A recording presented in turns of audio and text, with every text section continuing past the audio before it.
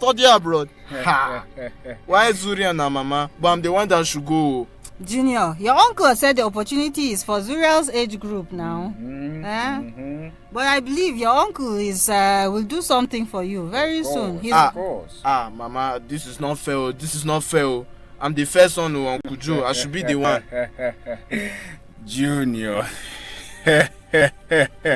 Everything will work out fine. Everything is turn by turn. Is that not how you people used to say it? You see, even Malaika didn't even make it on the list. Uncle Joe now. Uncle Joe. Everything that comes, I'm always considered. Don't worry, my boy. Don't worry. Junior, calm down.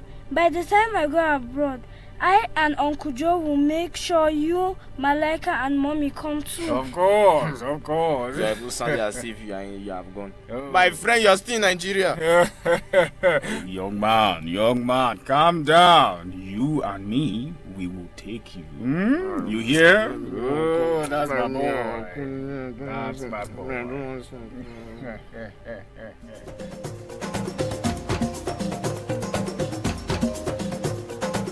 Join us next week for another edition of I Wish I Knew Radio Drama. I Wish I Knew Radio Drama is brought to you by Media Coalition and Awareness to Halt Human Trafficking, MACART, in partnership with National Agency for the Prohibition of Trafficking in Persons, NACTIB, and funded by the Denmark Embassy, Nigeria.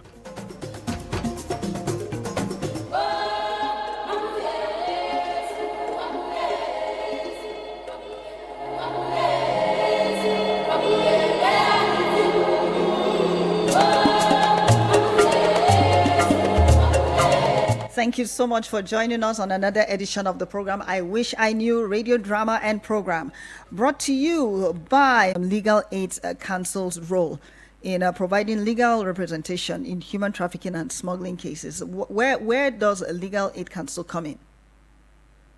First of all, Legal Aid is a creation of the federal government that provides justice and access to justice to all members of the society, especially the indigent. By indigent, we mean the less privileged. Okay. So any indigent of Nigerian origin, where any of his or her fundamental human rights has been infringed upon, we, the Legal Aid Council, come in and assist, advise, represent. And because we have a lot of collaboration with mostly all the government parastatals or the NGOs, they are in charge of the topic that we are discussing. So we come in. Okay. We represent. That is where Legal Aid comes in. Now, when we're looking at where you come in, are we looking at both, do you represent both accused individuals of trafficking, smuggling, and potential victims caught while being trafficked or smuggled? So do you do for those that are accused and those that are victims as well? Yes, that is where I said because we have collaborations. We have NGOs or government parastatals like the NAPTIP, we're in collaboration with them, like Search for Common Ground. Like there are a lot of parastatals that take care of and NGOs that support victims of trafficking. That support victims that have been smuggled, that come in either to assist financially or to help them with their mental health. So if the victims approach Legal Aid Council, all we do is refer to those places, and then we make sure we follow up to see that the victims are being taken care of. And even in our practice as lawyers, there's what we call watching brief. Even if we cannot prosecute on behalf of the victims, we watch brief with those prosecuting. I hope you understand what I'm saying. Yes. Yes, so we watch brief. That's for the victims. Then for the accused, mostly, yes, we defend them. Okay. Because we are there to see that justice is done. If somebody is guilty of the said offense, we don't go and say, okay, you have to release this person. No, we want to see that the procedures of the law are being followed. And even if he's going to be convicted, let him be convicted squarely. Let him be convicted fairly. So, yes, so there's no represent interference. both victims, we represent accused. Okay, awesome. So there's no interference, since you are going to be looking at or watching over to see how the process happens and all. But then in all of this, are there sometimes, like legal complexities, maybe when defending some certain cases? Yes, sometimes, mostly is, what will I call it? I want to use normal English. Yes. Most of the legal complexities will be maybe sometimes the definition of the offenses. You might see some are overlapping, and because we repeat something is remorseful, so sometimes our laws do not make it, how do I call it, like parole-like, like what we get from the other places, that, okay, even if it's, for example, somebody is to do 7 years and he has shown good character and stuff, after 3 years in the prison, then 4 years, the remaining 4 years will be on parole or community service. No, so the punishments are a bit stringent, but yes, they should be to curb this. It's just, it's a legal complexity. That's right. Those are the things. There are sometimes some jurisdictional conflicts, some prosecution strategies and sentences. The sentence that thing is coming from. And you're guilty of the crime, because when you were a victim, they punished your perpetrator. Yeah. So now it is now your turn. So that's why I said we try to look for mitigating rather than suffer the law. For example, if you have already done it. So we do plea bargain to say that, okay, instead of getting 7 years, you get 3 years. Or instead of getting the 7 years, you get a fine. But the fine, even at that, if for somebody to approach the legal aid council, the person really doesn't have the resources. So even if it's as the lowest fine that we have in the NAPTIC law is 250,000 naira. You see, somebody cannot even provide that. Yeah. So yes, we defend them to the best of our ability. Okay. We defend them, yes. Okay. Interesting. And then let's look a little into when you... But because we know how lawyers are, yeah, we are afraid, let them not come and tell us things that will end up wrapping ourselves up. So please, can you advise us? This is what we know. Then we do pre-trial with them. We don't necessarily have to. We sometimes, mostly, legal aid works behind the curtain. So we mostly will advise them, except for when we're defending the accused, that we come full-fledged. We are in front of the curtain. Awesome.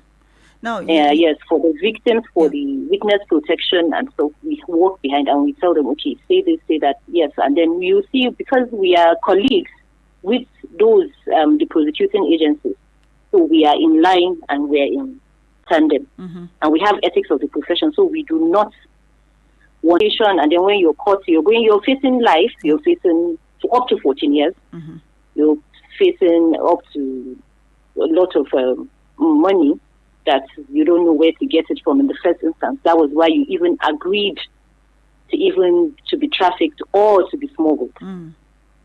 So it brings, what do you call it, even lack of economic development. We smuggle, because smuggling doesn't only stop at human beings, you even smuggle goods. Yeah. So you are depriving government of its revenue if it's going to come through the legal means. Yeah. Now, yes. Let's look at the effectiveness of the current law, on trafficking and all. Do you think it's effective? Do you think there are certain things that we're not giving it the kind of attention it needs to have? Aside from the implementation, we don't have the resources to back such things up. Yeah. A lot of people have had opportunity or something to come to visit the legal aid council. Some have been trafficked. Some will come very, very pregnant by their perpetrators because they've been raped. But this seems something as simple as DNA to prove the paternity, because the person will be denying in case if she was able to point him out, or she knows the person is somebody at home or in their locality. But something as simple as DNA, we cannot afford it. And all the organizations, even when you refer them when you refer these victims to these organizations that I told you we have collaboration with, they can't cater for it because they will tell you they don't even have the resources for that. Yeah. They don't even have shelter. Now I have a case of an 8-month-old pregnant woman, and she's underage. I have referred her to everywhere that I think I can refer her. But what's your name and where you are calling from? My name is Comrade Salis. I'm calling from German Fight. Comrade Salis, please go ahead, sir. Thank you for my take this morning.